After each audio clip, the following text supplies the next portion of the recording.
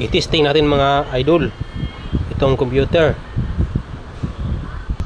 Pag ganitong defecto na mabagal mag-display, pwede ito may BIOS yung computer nyo, pwede din may tama yung hard drive.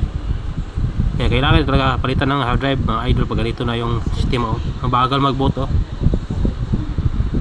May mabili naman tayo ngayon na SSD. Mas mabilis yung booting nun.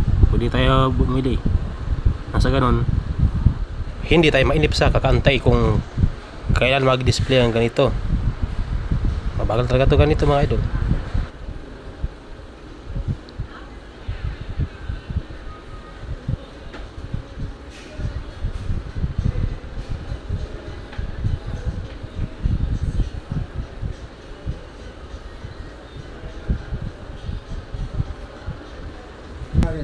Dalawa.